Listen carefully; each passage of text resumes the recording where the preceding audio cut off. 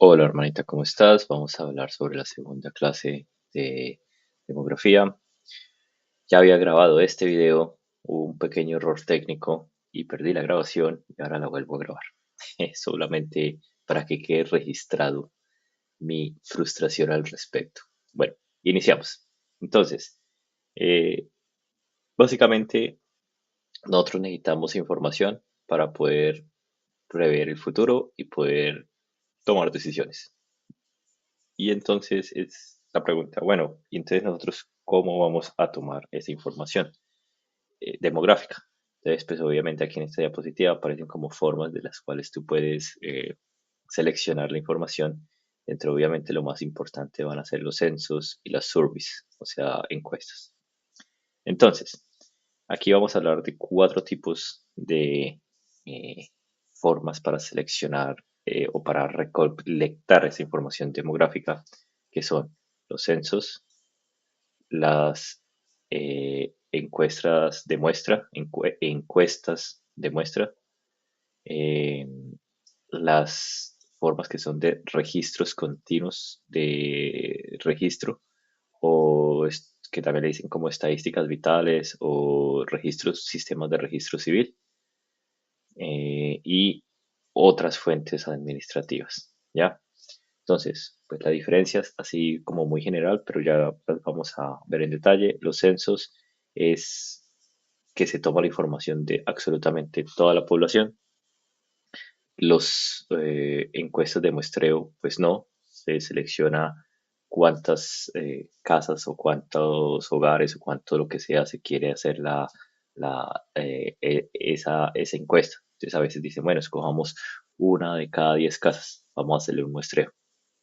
Estos son continuos, registros continuos, como por ejemplo en algunos países de Europa donde es obligatorio hacerse, por ejemplo, la Anmeldung. Entonces, eh, el Estado tiene información, digamos, relativamente actualizada de los ciudadanos. Saben dónde viven, cuántos años tienen, mujer, hombre, vive solo, vive con más gente, o por lo menos en el mismo hogar, si no, ese tipo de cosas. Y otras fuentes administrativas que son fuentes de terceros, como no sé, a veces pueden ser como del, la gente que tiene sistemas de pensión o salud que están registrados y pueden haberse como un doble chequeo de informaciones. Pero vamos a verlas más en detalle cada una. Esto es importante seguramente que te lo aprendas. La definición es muy sencilla del censo. Entonces, el censo es el proceso de recolectar, compilar y publicar o de alguna otra manera de diseminar la información demográfica, económica y social en un punto específico de tiempo a todos, aquí es importante, a todas las personas de un país o de un territorio delimitado. Eso es un censo, te lo tienes que aprender y obviamente pues metiendo la lógica. Necesita colectar la información, es decir, viene un encuestador y le dice, buenas señores, vengo a hacerle su censo, venga, llenamos este formulario. Habrá gente que compila esos formularios y ahí los ingenieros o las personas dicen, ah, bueno, tengo mis tablitas de Excel, todos los datos y forma tablitas, gráficos y muy bonitos. Y lo importante es también que se publican, como por ejemplo el DANE publica. Y si no es que se publican directamente, pues de alguna manera se disemina esa información, ¿no? Tal vez no sea un libro que se publique o un informe, pero sí están disponibles en una página web o tienen algún acceso. ¿Y qué información se recopila? Pues información demográfica, económica y social. Y esto es hecho en un punto específico del tiempo. Por eso es que los censos se tienen que repetir cada X cantidad de años. Entonces es el censo del 2015, creo que fue el último en Colombia. Y antes creo que era un censo en el 2002, creo que fue el censo en Colombia, algo así, ¿ya? Y se le hace a toditas las personas, toditas las personas de un país o de un territorio delimitado. Si, por ejemplo, Bogotá dijeran, yo quiero hacer el censo de Bogotá, pues obviamente Bogotá. Entonces Soacha, pues no entra, porque Soacha no es Bogotá. Y listo, ¿ya? Entonces, eso es como lo importante. ¿ya? Y es a todas las personas de un país o su territorio delimitado. Listo. Acá son las características del censo que van pues obviamente de mano de la definición. Y es que es completo y universal, es decir, se le hace a todas las personas simultáneo en un punto específico. Es decir, que no es que diga, ah, bueno, vamos a hacer el censo del país y vamos a hacer una parte en enero y en febrero y se nos acabó la plata para pagarle a los entrevistadores, entonces vamos a continuar en junio y lo que pasa es que hubo una inundación y hubo una catástrofe y entonces tocó pausarla y vamos a continuar en octubre y terminar el censo en octubre. No, así no funciona, tiene que ser simultáneo. Obviamente por el tamaño de un país, pues no se puede hacer todo de un solo día, pero sí, digamos, a veces lo logran hacer en 2, 3 días y eso para un país que tiene 50 millones de habitantes, como el caso de Colombia, es prácticamente simultáneo. Es en un territorio delimitado, ya sea todo un país, un departamento, lo que sea. Por lo general es un país, ¿no? Y se cuentan cabezas de personas. ¿Cuántas personas son? 4 personas en su familia. 1, 2, 3, 4 cabezas, 4 personas. Listo. La periodicidad de los censos, si mal no estoy, es aproximadamente cada 10 años. Eso después lo puedes revisar tú, pero es más o menos cada 10 años. Eso tiene que ver con el costo, porque eso es costoso hacer un censo. Y la información recolectada tiene mucho valor y es muy específica. Tiene información, como te lo indicaba acá, económica y social. Entonces, no solamente saber cuántas personas hay, cuál edad tiene, hombre o mujer. No, ya le empiezan a preguntar cosas como cuáles son sus ingresos, trabaja o no trabaja, está desempleado, hace cuánto estuvo desempleado. Eso todo es económico. ¿Qué estrato social tiene, por ejemplo? O en su casa, cuál es el estrato que paga, por decir algún caso de Colombia. Cuestiones sociales. Usted se considera afrodescendiente, indígena, romaní, eh, diverso, lo que sea. Ese tipo de informaciones. ¿Tiene alguna religión? Sí, no.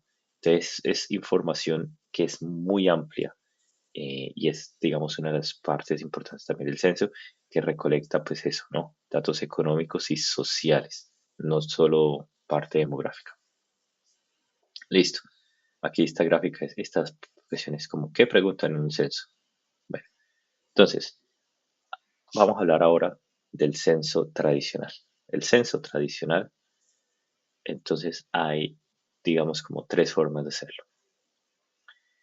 Un, in- eh, un, eh, un entrevistador directo que va a la casa, viene aquí el señor, y el señor viene con su formulario y su gorrita y dice, muy buena señora, vengo a hacerle su censo. Ya sé que lo hagan en un formulario de papel o con una tabla y registra la información en una tabla, lo que sea, vale huevo, pero viene una persona y le dice, ¿qué hubo? Vengo a hacerle el censo.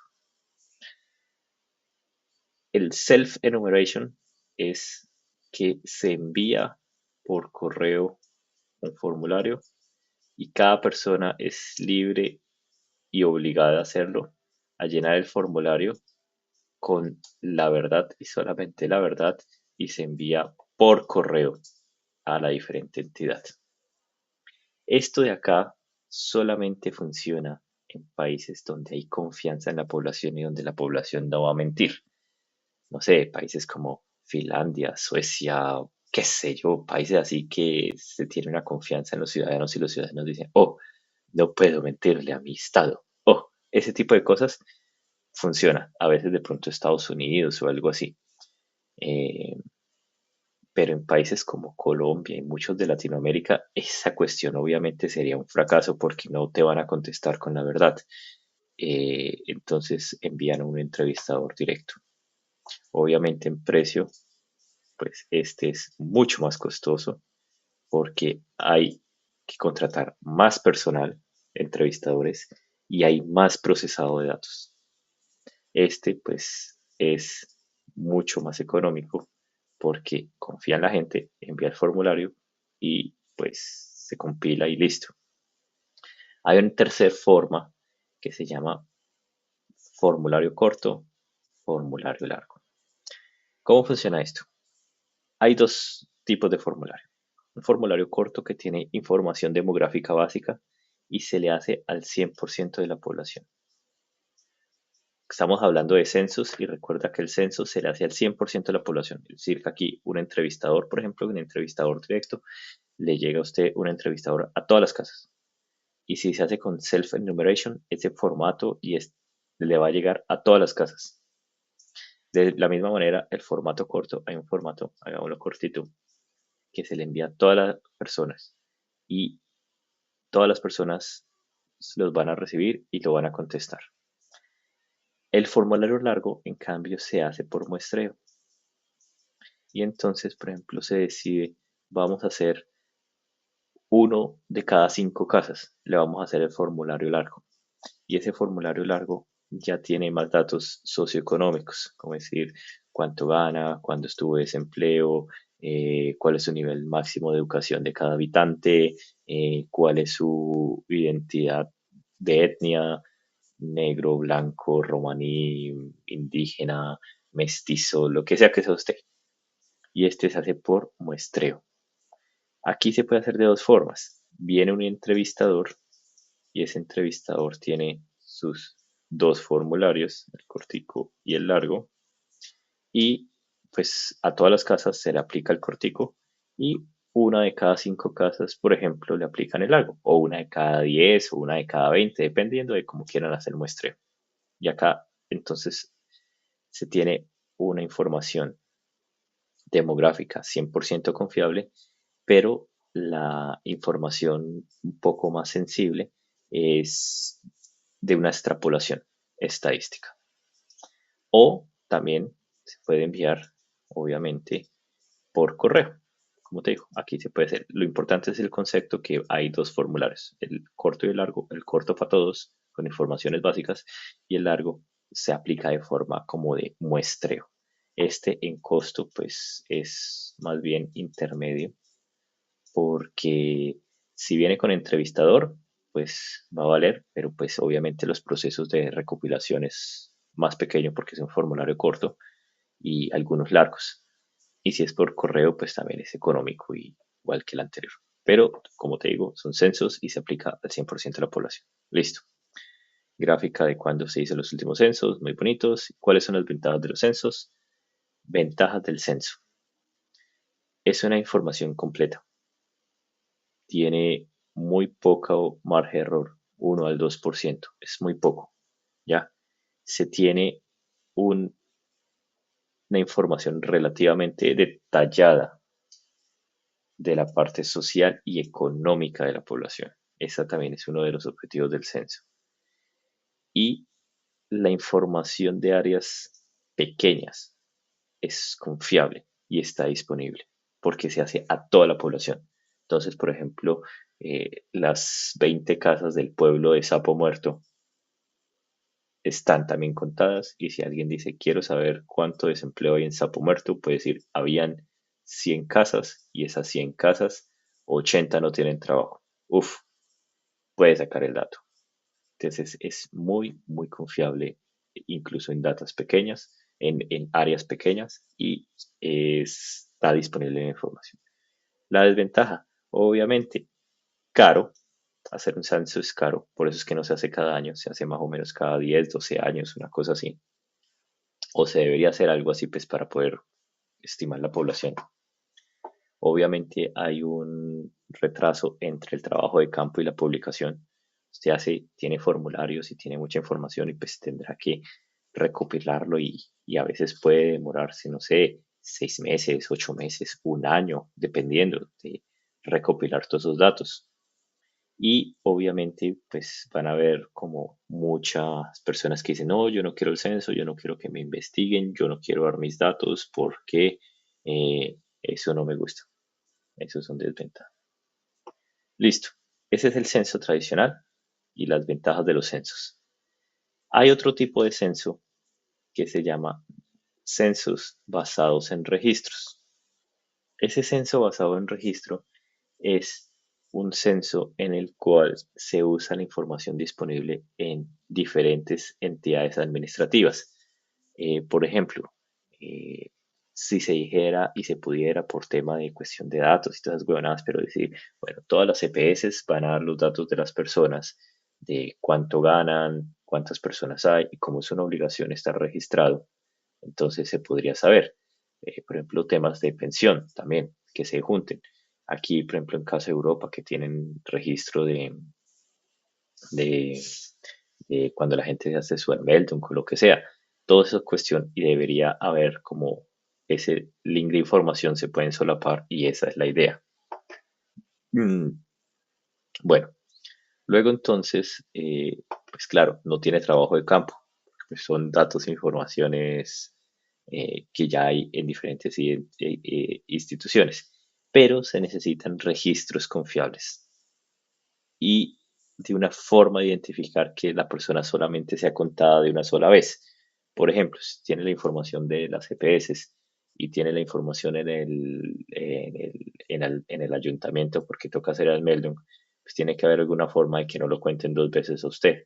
¿Ya? Eso es.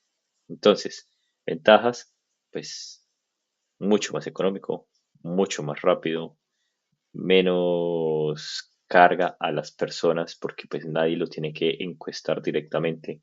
Entonces no va a llegar alguien, disculpe señor, que llega un correo, una carta, el día tal se va a hacer una encuesta en su ciudad. Por favor, no salga y no puede ir a trabajar y usted está disculpado del trabajo. ¿Ya? Entonces, con esto pues no lo tiene que hacer. Entonces es menos carga para las personas. Y obviamente es las respuestas hay menos influencia de la subjetividad, ¿no? Que es como, por ejemplo, ¿y cuál es el último estudio académico que hizo usted? Universitario. Ah, ya. Pero no le contestó si era pregrado o posgrado o un doctorado. Todos son universitarios. Entonces, aquí es como más confiable porque se tiene ese registro, ¿no?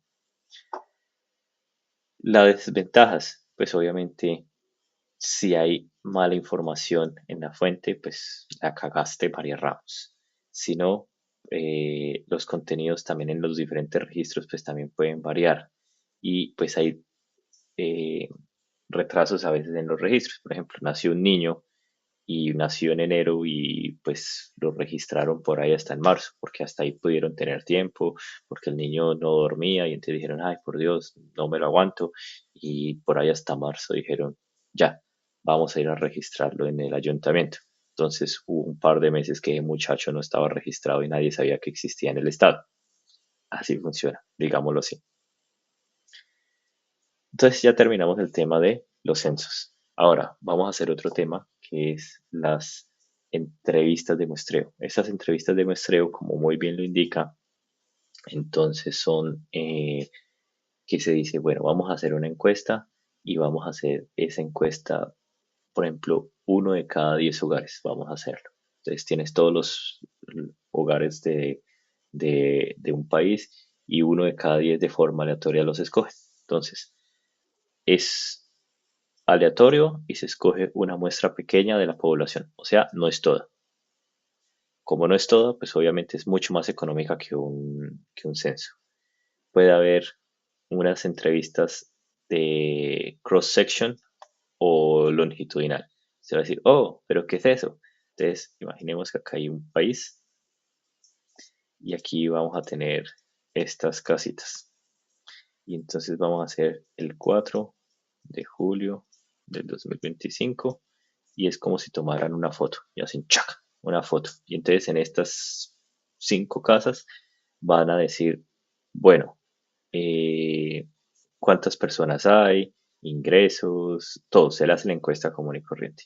Y es una foto en el tiempo, o sea, fue ahí y se le hizo ahí a esas 5 casas y se correctó la información y eso es cross-sectional.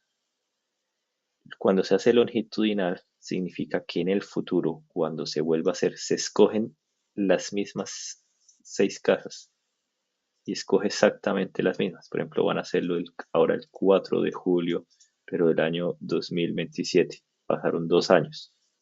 Y en esos 2 años se analizó, eh, se analizó cómo cambió la condición de esas casas. Crecieron, tuvieron hijos, se murió alguien, aumentó los ingresos económicos, disminuyeron, la gente estudió, la gente no estudió. Eso ya entonces sería longitudinal. Entonces esa es la diferencia. El cross-section es así como un solo punto en el tiempo. En cambio, el longitudinal es cuando se repite en el mismo ubicación para poder contarlos y decir, ah, mire, ahí está como los cambios que hubo. Si se usan entrevistadores, entonces la información, la calidad de la información es mayor. Obviamente viene una persona especializada que dice, bueno, vamos a hacerle el formulario y no simplemente llenarlo, sino una persona que sabe cómo llenarlo y preguntar y entender qué es lo que están contestando una persona. No hay errores, o sea, si no hay una obligación legal a responder, entonces mucha gente no va a contestar algunas preguntas o no contesta ninguna. Te dice, ¿y usted cuánto gana? No, no quiero decir. Entonces, si llega a pasar eso, entonces, pues obviamente van a haber errores por no respuesta. ¿Ya? Si se usan entrevistadores, se puede preguntar información más sensible, como, no sé, o más detallada, como decir, bueno, no sé, usted en qué zona vive, que su casa está económica o es de un estrato alto, cuál es el nivel más detallado de educación y hay como cosas que es más fácil hacerlo con los entrevistadores. Y este es que no es tan confiable en áreas pequeñas. Por ejemplo, vamos a hacer así como el esquema de Colombia, ¿no? Entonces, pues hay muchas casas en Bogotá donde usted hace la encuesta.